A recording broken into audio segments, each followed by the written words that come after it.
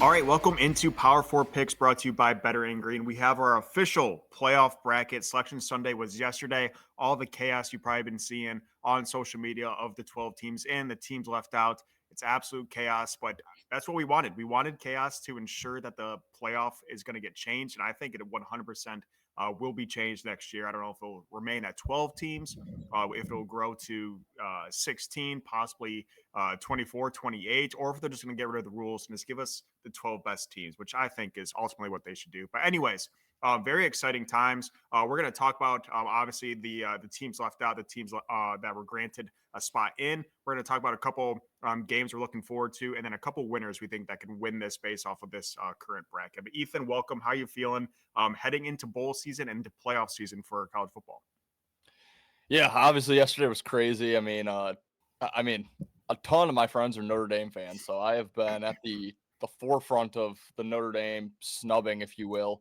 Multiple different group chats. I know we've talked. A couple other of my buddies have. I mean, I've been very involved talking about these playoff rankings here, but looking forward to kind of getting on air here, talking with you. We've just been texting, so it's obviously a little different there, but um, looking forward to kind of breaking down what happened, getting your thoughts on what happened, but feeling really good heading into the bowl season, the playoff season. Forgot to tweet it out. I thought I did. And then when I went back to market a winner, I saw I never did, but I had Duke on Saturday. That was my only college football play of the week. So that's 3 straight weeks of being undefeated in college football. I've only had 5 plays or 6 plays in those 3 weeks, but feeling really good heading into bowl season and playoffs. I think I went 9-2 last year, bowl season and playoff. So, yeah, really looking forward to some of these games. Already got the lines out, obviously. So, um, can't wait now. It's kind of the dull period where now we just sit and wait and, you know, get ready for these playoff games to start. Yeah, I'm pulling up. I haven't even looked at the calendar when these games are. I know the matchups obviously, but when is the first The playoff game? first one is Friday the 19th, Alabama and Oklahoma. Okay. So about 11 days away. We do have a couple bowl games starting Saturday, as well as Army Navy. We'll get you guys a video out for that. Like I said, we cover every single bowl game. I know Army Navy isn't, but it is a fun game that I enjoy betting, even though it's difficult and not a very entertaining game to watch, but it's a good tradition. But yeah, we have bowl games starting Saturday, then all next week. Then, like you said, college football playoff starting next Friday, the 19th. Bama and Oklahoma, one game on Friday, then three on that Saturday. But let's get into this the 12 teams here. I'm just going to list them off for you guys. You can obviously see the graphic on the screen, but we have Indiana at 1, Ohio State at 2, Georgia at 3, Texas Tech at 4, Oregon at 5, Ole Miss at 6, A&M at 7, Oklahoma at 8, Bama at 9, Miami at 10, Tulane 11, JMU 12. So obviously, Ethan, the big storyline here was Bama, Miami, Notre Dame. Those are the three teams that were fighting for two spots. We all knew that. I know you can say JMU, but it was either going to be JMU or Virginia. So that spot wasn't really fighting for anything there. But those three teams, being Alabama, Miami, and Notre Dame, are fighting for two spots. And ultimately, I think they made the right decision. I think they screwed themselves the last 4 or 5 conference or 4 or 5 playoff shows, shows or ranking shows where they had Notre Dame ahead of Miami. And that's where they screwed themselves. Just if you want to save your ass, put Miami ahead of Notre Dame right when you come out with the rankings because of that head to head. If you have Notre Dame ahead of them all 4 or 5 weeks before the final selection show, and then you just jump them out of the blue, I mean, that just screws everyone up. I think it screwed Vegas up. I saw a bunch of people taking Notre Dame to miss the playoffs. I like plus 1080 odds or something like that. Wow. And, the committee knew what they were doing all along. They just screwed themselves by the initial rankings. So I saw a really good thing the other day or yesterday about a guy just saying, we don't need to have a playoff show every single week. We can just follow the AP poll. We all know we have our own rankings. The AP poll has their own rankings. Follow the AP poll. We'll just do one on Selection Sunday, like March Madness does. Just do one Selection Sunday show.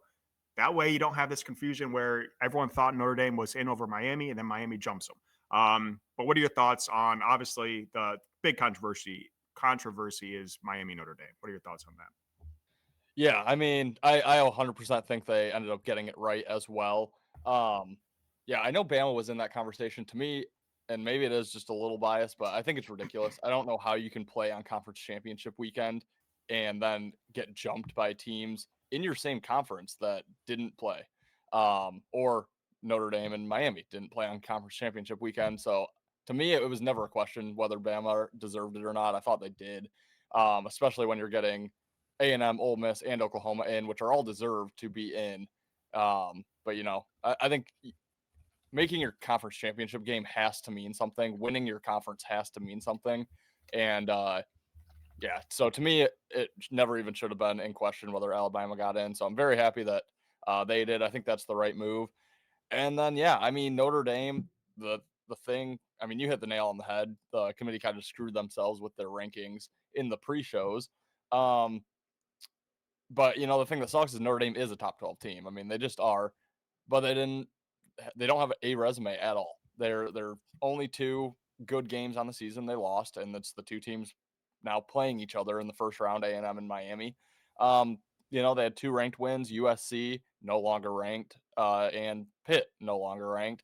I would argue that Pitt is worse than Arkansas, which would mean a 3-win Arkansas team was their second best win on their schedule.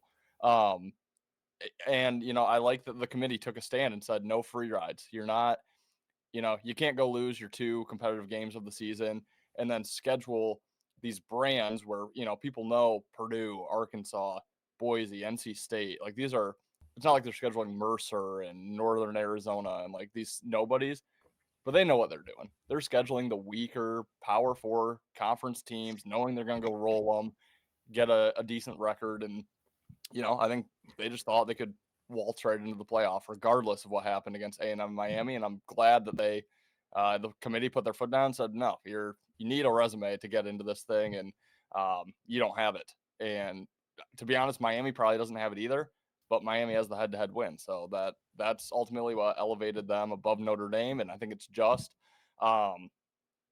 We can kind of spitball back and forth, but there's a lot of ideas that I've just talked about in different group chats and whatnot of, ways that they could make this better. Why leave so many teams idle in conference championship week? Yeah. Maybe I get Miami already had the head to head with Notre Dame, so there'd be massive fits if this were to happen, but maybe call up Miami, Notre Dame, say, hey, you guys are on the bubble.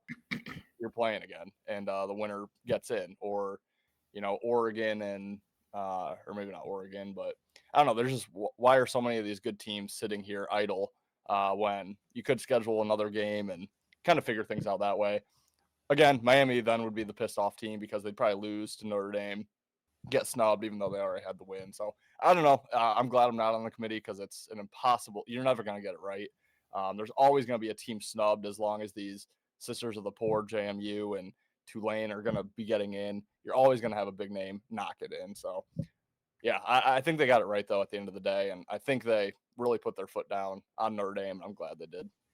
Yeah, I know Vandy is one of those teams looking desperately for a game in that idle week. I know they asked Miami and I know they asked Notre Dame both to play, and both said no. So again, Vandy is one of those teams on the bubble. Notre Dame, if you want another good win, I don't know why you wouldn't. I mean, if you ask every single one of those players, besides maybe like Jeremiah Love, who would, but like he's going to be a top first round draft pick, whatever, like every single player would say yes. Like, Yeah. we get an extra game to play, sign me up. Like that, every player would say yes. And I guarantee too, every single player would say yes to the bowl game as well. So we'll get to the Notre Dame bowl game talk in a second here. But I do have one interesting thing that I wanted to touch on. And again, I do think they made the right decision here. But week 14, the rankings before conference championship, we had Alabama at 9, and now they're at 9. Notre Dame at 10, BYU is at 11, and Miami is at 12. Obviously, BYU losing in their conference championship game to Texas Tech for the second time, but Bama didn't move. Ohio State just moved because Indiana beat them. They have to move. But BYU drops at least 2 spots. Is there any argument for the Cougars? I know, again, I'm not sold on the Big 12, but they lost to one team twice, and that team is number 4 in the country. And, Bama didn't get punished for getting blown out, and BYU kind of did. They dropped the spot. They allowed, they allowed both Miami Miami jumped them. Notre Dame fell back, but they allowed Miami to jump them. by losing to the others. So they said they weren't going to penalize conference championship losses, and then there they are penalizing BYU. Again, I think it's the right decision. I think Miami's a much better football team than BYU, but I could also see the argument for BYU why they're pissed off. 100% agree. And I'll die on this hill. I know the accolades probably just weren't there, but like Texas to me probably deserves to get some mention in this playoff too. But yeah, I would say both BYU and Texas actually probably deserve it over Miami. I mean, dude, we've talked ACC all year long. That conference was a complete joke. The fact that Duke even made their conference championship game, I don't know what the hell tiebreakers. I think I said back in like week 10, 11 on our show, I was like, I'm just done. Just let me know who's coming out of that conference. But yeah, I was literally just saying how I thought there needs to, it needs to matter that you're making your conference championship game. It needs to matter that you're winning your conference. And Miami didn't do either of those. So yeah, honestly, we probably should have left the ACC out altogether, which would have upset an entire conference. But your conference sucks. I mean, let's just be real. I wish Virginia would have gotten in, because we would have gotten a better line than we're getting with JMU. And God, Oregon would have just taken them out back and beat them to death. But yeah, I don't know. It's BYU. That's because you haven't even heard anything about BYU. I don't think since the they definitely should have gotten the nod over Notre Dame and Miami, I think. Yeah, and it doesn't help when their two losses are both by double digits, but it is to the same team. That's like, what if you lost to Ohio State twice? Are you gonna? I don't know. So while we're just quick on that, like, I just don't know why would Texas even schedule or anyone? Why would you schedule any big games or at the beginning of the season now? Because even if Texas won that game, let's flip it. Say Texas wins, Ohio State loses. Ohio State's still in because that's their only loss. And let's just say Texas drops to A&M. They're still out. So it's like it just didn't really – it doesn't do anything, which sucks for fans. But the first 3-4 weeks of the season now could be cakewalks. And I don't know. Yeah, it's 100%. Sorry, I was just trying to look up Notre Dame's schedule and my computer went AWOL. It's bad for college football. It's you want to have these really good matchups. You don't want to have everyone playing Rice and all these other crappy teams who you do see Notre Dame playing. And everyone's saying Notre Dame's saying belt to ass next year. They're gonna kill everyone. And then there's a funny meme. You ever see that Barstool guy that like he thinks he gets drafted? He like points to the TV. He's like, me? Yeah. And it's Rice, and it's because Rice week 2, and Rice is like, what did we do? Yeah, Notre Dame has 3 away games in 2026, and I know they open the season up with Wisconsin, who's terrible. They play. I pulled up the schedule. I dropped it back down. Yeah, my computer's slow, but I'll get it up. But I mean, they're doing it right. If you're not going to join a conference, you might as well just play a JMU schedule. Right. JMU has 1 game against a Power 4, and they lost by 14 to Louisville, who's a 4-loss team. Right. I don't know. It's tough. While you pull that up, we will be talking about a couple of games that we are looking forward to in either round 1 or in the future rounds with our projected winners. Then we're going to give a couple champions that we think can come out of the current brackets. Please let us know who you have winning it all in the comments. And again, please like and subscribe. It greatly helps us. We are donating $1 to St. Jude's for every subscription we get on our YouTube channel from now until the new year. So please think about doing that. But yeah, comment who you have winning the college football playoff. Yeah, so it's Wisconsin, Rice, Michigan State, Purdue, North Carolina, Navy, Miami, Boston College, SMU, Stanford, Syracuse, USC. That's 12. Okay. At least they have USC. 11. Well, I don't know if that's in order, but hopefully USC is the last game of the season because I do enjoy when that rivalry is the last game. Yeah. Everything's in order up and through the Boston College game. It says to be assigned, I think. Okay. TBA, SMU, Stanford, Cuse, and USC. Well, at least they play Miami and USC, I guess. But still, I mean, that's a 10-2 at the minimum. Like, this is what I'm saying. Oh, let's put Michigan State on the schedule. That's a big brand. Like, knowing that they're going to kick ass. It's just like, or Wisconsin, too. They can see Wisconsin. I mean, I don't know how far back. I don't think the schedule was made too far back. I think it was just in the offseason where Michigan State got scheduled. They know what they're doing. Yeah. They know exactly what they're doing. So no free rides. Yeah, I agree. And again, we can talk about how to fix a playoff. I can go on a rant, but just I said it before. Like, when it was a 4-team playoff, we got an Cincinnati team that was in the American get into the 4-team playoff. We had a Boise State team last year who would have gotten in without the automatic bid. Like, these Power Five or these group of 5 teams, if they're good enough, find a way into these playoff spots. So I don't think we have to give them a spot. And I understand wanting to give precedence to conference champions and make that game important, but by doing that, you're also ruining it a little bit. Especially for that Indiana Ohio State game, you kind of ruin the conference championship game because it just didn't matter. I know the team gets automatic bid, but guess what? Both teams do. So just give me the 12 teams. It's Yep. not that hard. It's really not that hard. And if you're upset about 12, make it 14. I don't care. Make it 16. Who cares? Just if there's a power or a group of 5 school that's good enough to get into the top 12, then they're going to be in on their own. So they'll find ways. We'll have it, a couple times every couple of years. We'll have another Boise State. We'll have another Cincinnati. We'll have, the American is freaking dominating. We'll have a USF. We'll have a Memphis. We'll have a Tulane. Again, like, these teams will find ways to win. Like, with the transfers and the NILs, like, these guys have good programs. So I just don't think we need to cater to them and just give us what the viewers want. Just the best 12 teams playing. It's really not that hard. It's not.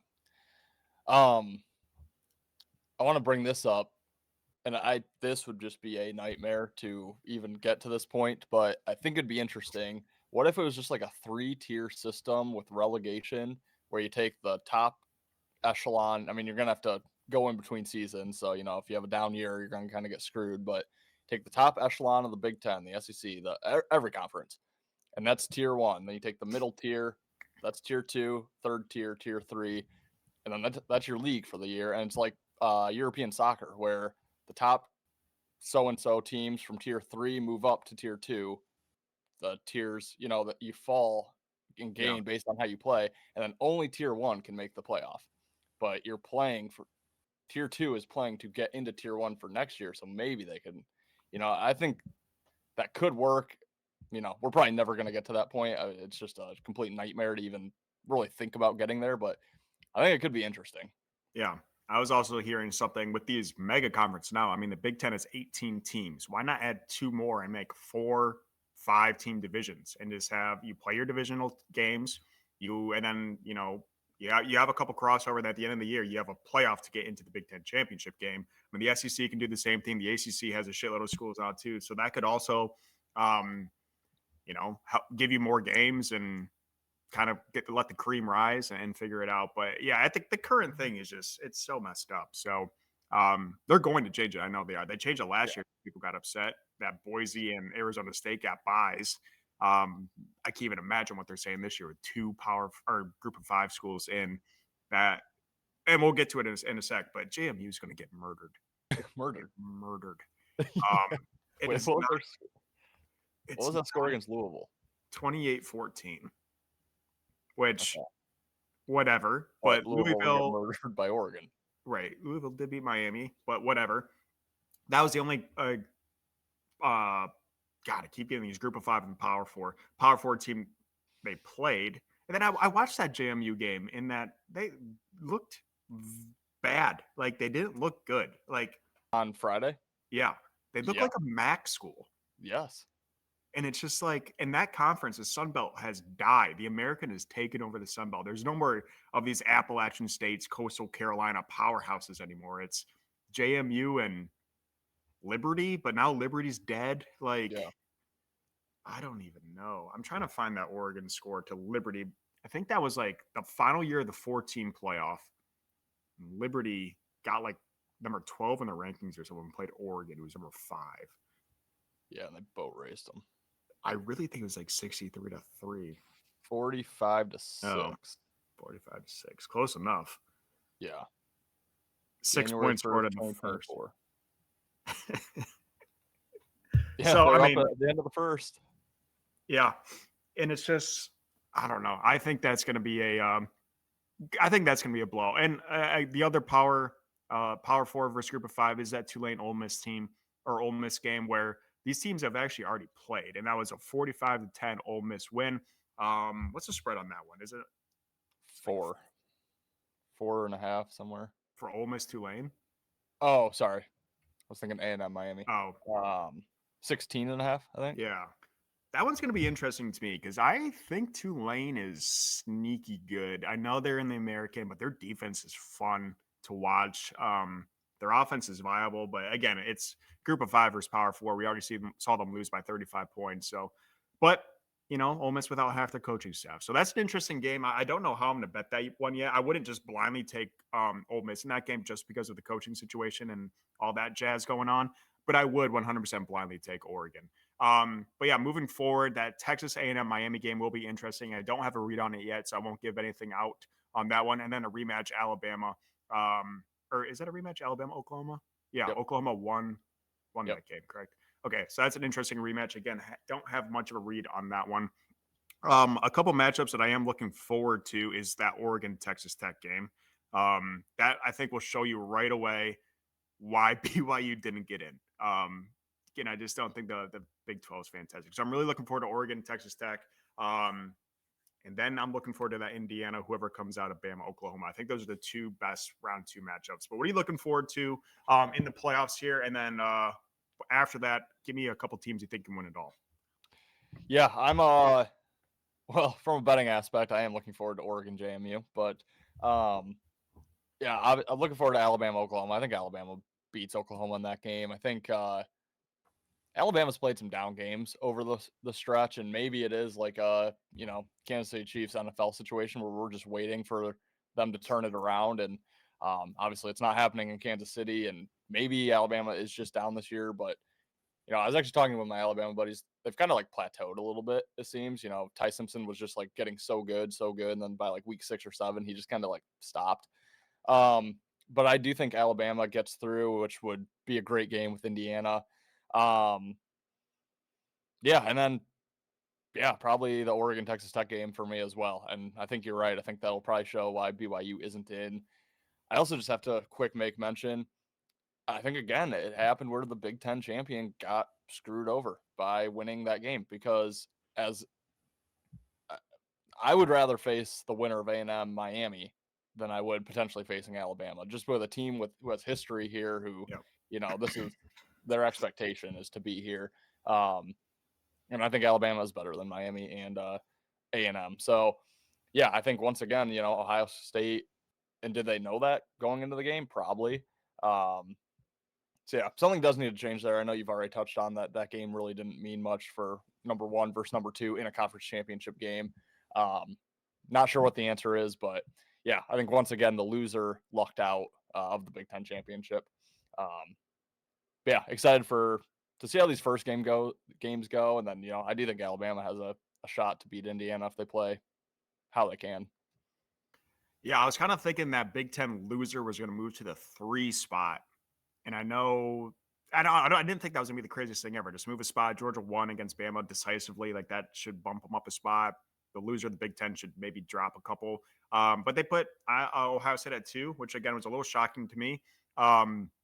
But Georgia at 3, I mean, that's the best spot in the playoff here. Yeah. You're either getting a Tulane team, which you're not going to get, or a depleted Ole Miss team that you already beat.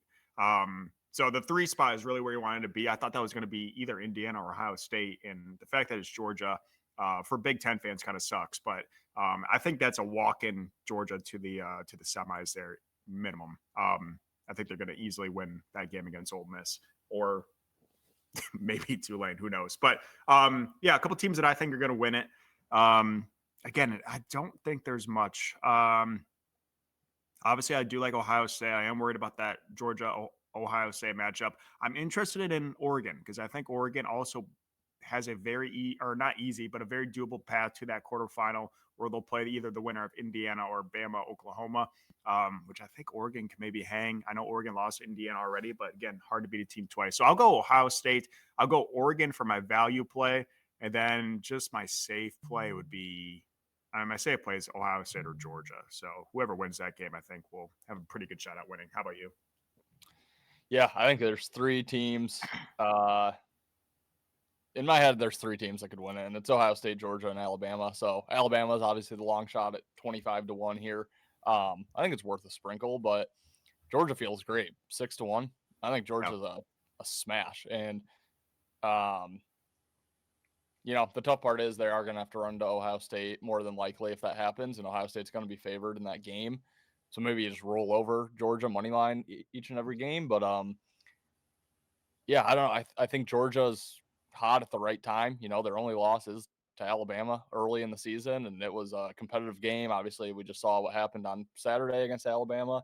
Yeah, Georgia's as hot as anybody right now. I can't see Indiana at all. I know they're a good team. I know, we gave them the whole fraud tag last year and the beginning of this year, even maybe a little bit. They're good. I just can't see it. I can't see them beating an Alabama and then having to go play whoever, Georgia after that, or Ohio State, and then playing, the other one. Like, I just can't see them winning back-to-back-to-back games like that. So, yeah, I think there's no value on Indiana for me. I don't mind the Oregon play, especially because there's a chance they do match up with Indiana or Ohio State, where I feel like they in conference could go really either way. Yeah, for me, it's Bama, Georgia, Ohio State.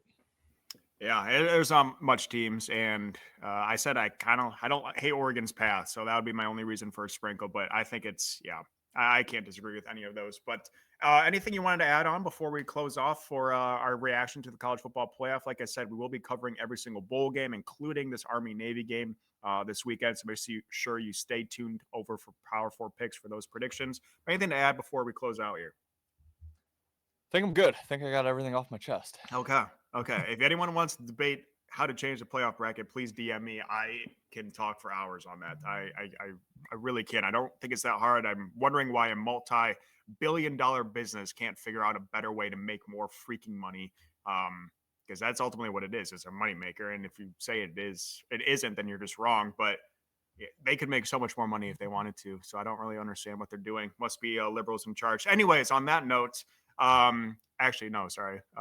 The Somalians are in charge. Anyways, on that note, make sure you guys stay tuned for Power 4 picks and Better in Green. We are covering every single sport over here. We have our NFL predictions, NBA, college basketball, NHL, soccer. We have the World Cup games out now, which is fun to look forward to this summer. But make sure you do stay tuned over for our college football picks and reactions. But until then, guys, we'll see you later.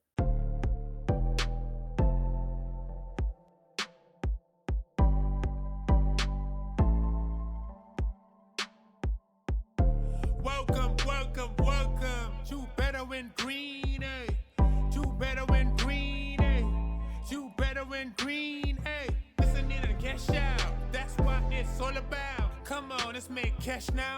We always on spot and we cover all spot from the bottom to the top. Shout out to Ethan, shout out to Wyatt, shout out to Ben. Welcome to our podcast, Better in Green.